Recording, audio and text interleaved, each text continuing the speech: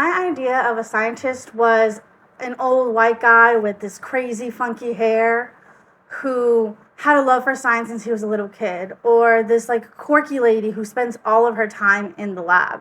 My idea for a scientist was stereotypical and inaccurate. But I had never met a scientist in real life, nor did I know anyone in the realm of STEM. So how did I end up here? Hi, my name is Angela. I am a first-generation Latina PhD candidate in Immunology at the University of Cincinnati, and today I'm going to tell you exactly how I got here. And stick around with me as I'll share some tips throughout the video of things that I wish that I knew along my academic journey. Discovering my interest in science was kind of like this weird back and forth that I used to have with myself. I grew up constantly worried what people thought of me, and so I had this internal struggle of like, are the decisions I'm making my own choices, or are they the result of a decision I'm making because of someone else's opinion or someone else's influence?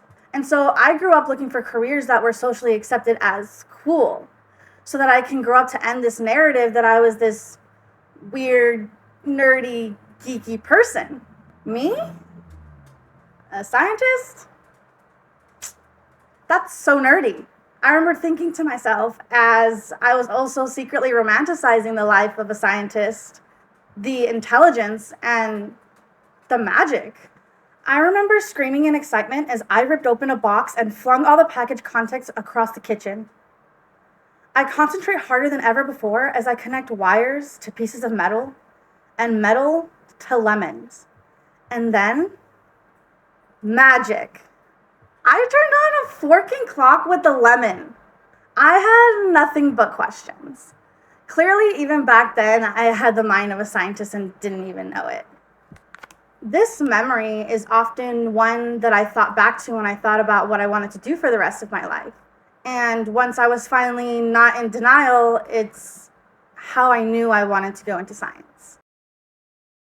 Once I finally was at the point of like, man, fork what everybody thinks of me, then I knew I was on the right track.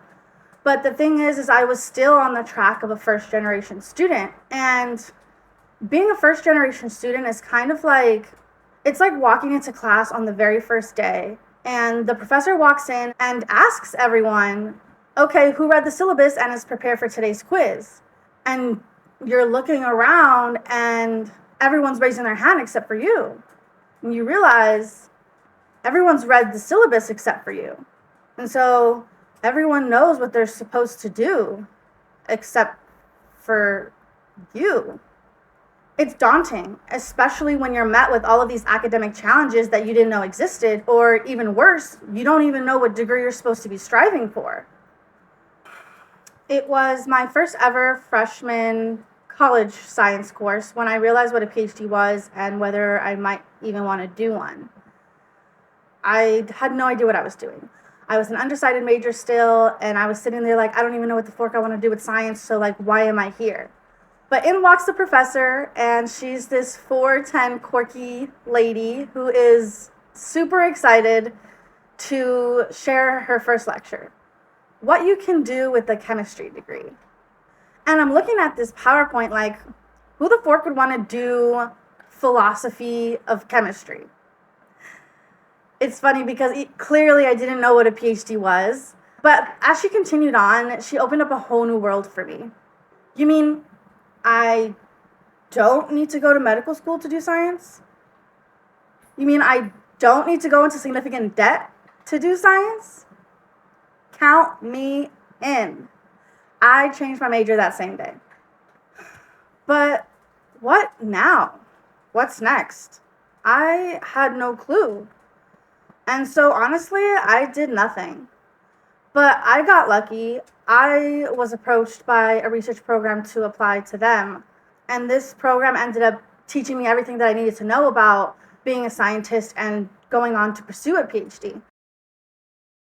As an undergraduate with years of research experience, I still refuse to acknowledge that I was even a scientist. I think that when you come from a first-generation background, sometimes you never really imagine yourself becoming something.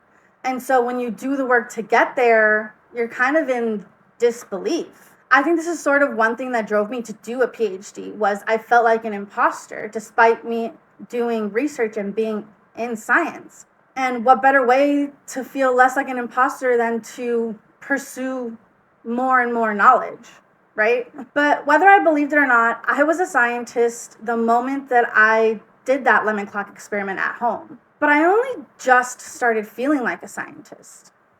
Becoming a scientist for me didn't happen the moment that I started doing things that a scientist does.